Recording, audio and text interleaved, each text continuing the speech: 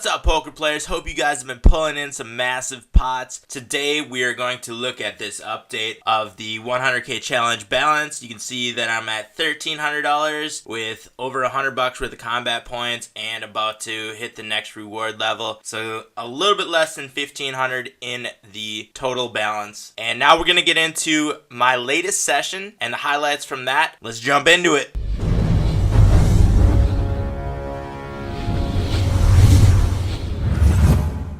This session was a pretty long one, marathon session, about 4,300 hands. Didn't turn out that great for me, although the biggest win was definitely bigger than the biggest loss. Negative EV session, that doesn't happen too often. Big old sloping, non-showdown line right there. I was folding a lot of hands, but you're gonna hit those sessions once in a while and you gotta fight through them. Let's look at some of the big wins and losses and interesting spots from this session. First hand that we're gonna take a look at is Ace Queen from the hijack seat. We opened to 15 cents, 3x. We're at a 5NL table. We get a call directly to our left, and the big blind calls as well. We wind up flopping top two pair, and the big blind hit their bottom set. This one is a pretty big cooler. Unfortunately, we are very deep stacked, so this one is not going to wind up very good for us. We bet 2/3 of the pot. The player to our left calls, and the big blind raises with his bottom set, and I just make a call right here. The turn is a 7, doesn't really help or hurt anyone's hand right here. None of the draws got there. I think I'm probably good with Ace Queen. This player could be the type of player who would play something like an Ace 6 or be raising just an ace right there on the flop. So he bets $2.01 on the turn, which is a little bit less than 2/3 of the pot. And I just raise right here. He's pot committed. He's only got 524 behind him. And I'm going to make any draw that could be out there pay for it. So I just jam all in right here. And he's not getting rid of his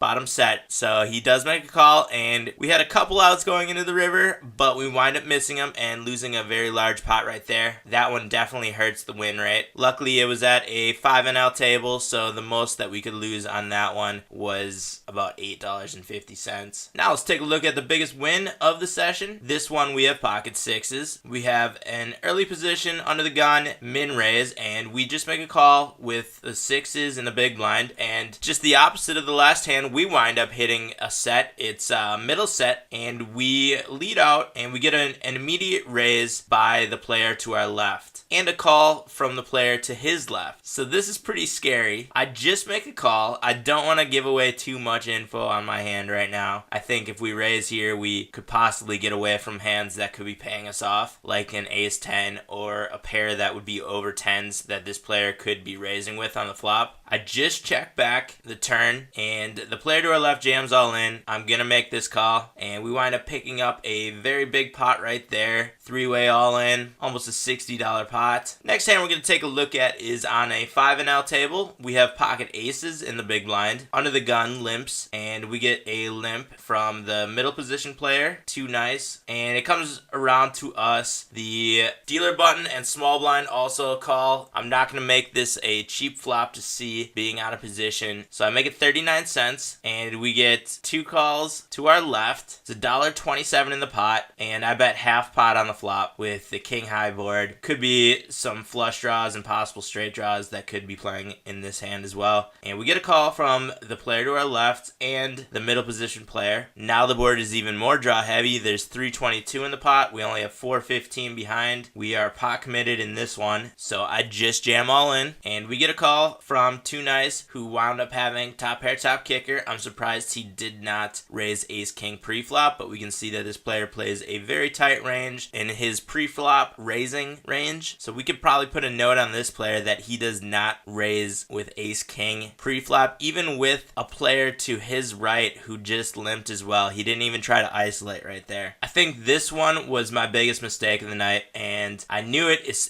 immediately when I was playing the hand. I had a brief lapse of concentration and made a a big mistake on this one and knew almost on the spot that I was making a mistake. So we have an under the gun limp, and I raise to our right, and I 3-bet here to $1.80 on the button, and we get a jam all in to my left, and just a call here, and that right there is what gave it away. If this player just jams, I'm gonna make this call with ace king. But this right here is a slow play. It has to be. Why else would you just call and then just call a jam right there? I've seen this play so many times with aces, kings, and I should have known better. If I do make this call, I'm pot committed. I jam all in, which added to this mistake. Although being up against kings isn't terrible, we still have outs to the ace, although this player has 2 of our outs, which limits our outs dramatically. Now there's only 1 ace in the deck. We could still drop to hearts, straights, but I definitely should have gotten rid of it and known better right here. I think this is a pretty easy fold with both of these players being very tight so far. We don't have a lot of information on this player, but that is the type of play that you're going to see from a lot of people who don't try to disguise their hands very much. I mean, when you just call this bet, it almost has to be a huge hand. So this was my big mistake of the night. I realized it when it happened, and I am ingraining it into my brain right now that I cannot make this mistake anymore. On to the next one. This time we have king 10 diamonds in on the button. We raise to 3x, and we get 3-bet from the big blind, who has an incredibly high 3-bet percentage. It is only over 21 hands, but I don't mind playing against this type of player in position with that high of a 3-bet percentage, and this is a non-regular player. So I do make the call, wind up flopping top pair, king kicker, and this player leads out. He's shown a lot of aggression so far. I'm just going to make a call here. The 5 is a great card for us. It did not improve any of the hands that could be betting draws here. So he bets 786. He's pot committed. Tons of draws out there. I'm going to make those draws pay, so I jam all in. I've seen how aggressive this player has been so far, so I'm going to put some pressure on him. And he does make the call with just an ace high. He has outs to jacks and aces, which he misses, and we pick up a big pot right there. I thought that was one of the better plays that I made all night. It could have wound up really bad had we run into diamonds, but luckily there were no diamonds on this board. I remember this one happening as well and thought that I could have made a mistake on this one. Let's take a quick look and see what happened. I have ace 10 in the big blind, and we have a limp from the hijack seat. I flop top pair aces with a 10 kicker. There's only 30 cents in the pot. I wind up betting 2/3 of the pot on the flop, and we get a call from the middle position player. I bet 2/3 of the pot again on the turn, and this player raises. And when this player raises, I really have to think about which hands he has, and he has a very good showdown percentage when raising in flop, turn, and river bets. Is it possible that this player could be playing an ace queen? Maybe. Is it possible that he has pocket deuces for a full house? Probably more plausible. Could he have an ace reg that I beat? Maybe. I really didn't see pocket queens showing up right here with just the limp pre-flop, and I think that's kind of what threw me off. But I think I could have gotten rid of this hand right here. I just thought that there were a lot of ace blank cards that could be just limping into this pot like he did. But this player probably isn't the type of player who is going to play a lot of ace reg, so I don't think there is a bunch of those in his range. And I'm probably going to run into mostly hands that beat me when I do call or raise here. So I did wind up making a raise, which I think was a mistake. And I think I probably should have gotten rid of this hand. He, of course, has a full house right now. I do have outs going into the river, and I wind up missing him, but I think that was a mistake, and I probably should have gotten rid of this hand when he raised me on the turn. There's really not too many hands that this type of player would be raising with, but I really didn't think I was going to wind up seeing pocket queens right there. That one took me a bit by surprise. This is another one where I got in a hand with the same player that I just got in that previous hand with. We have pocket threes in the big blind, the cutoff and button limp. We wind up flopping bottom set right here. I lead out, and we get a raise and another re-raise by the button. And I thought about just jamming right here and putting pressure on these players. They pretty much are pot committed right now if they were going to play. So I don't think I would have gotten a fold out of either of these guys. But there is the possibility, and that is why you jam, because you do get a bit of fold equity when you are raising players. But I don't, and I just make a call call, and that card really hurt me. There's $4 in the pot. He's only got 640 behind. I am pot committed here. I just check and just call.